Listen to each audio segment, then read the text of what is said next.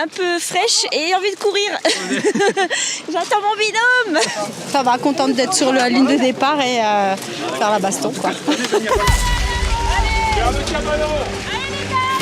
Le swimrunman, c'est un circuit exceptionnel de 4 étapes en France, parmi les plus belles. On choisit que des sites exceptionnels. Je pense que la Fraye est un des joyaux de notre circuit. C'est une alternance de natation et de course à pied, sans transition. Et on est toujours en capacité de nager ou de courir à n'importe quel moment. Tu nages avec ton équipement de course à pied, tu cours avec ton équipement de natation. C'est comme si tu étais un trailer qui n'avait pas de limite. Quand tu arrives sur un lac ou sur une rivière, plutôt que de le contourner, tu vas le franchir, te remettre à courir de l'autre côté jusqu'au prochain point d'eau que tu traverseras. On se dit que c'est assez haut là-haut.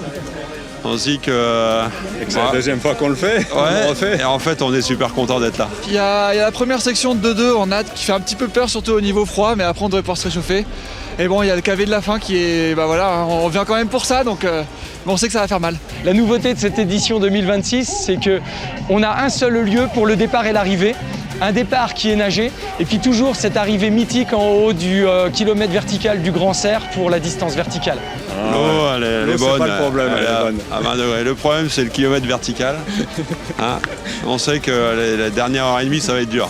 Ce qui est chouette, c'est notamment tous les passages où on voit le lac depuis un peu en haut et tout. Les petits passages en forêt qui sont aussi vachement sympas.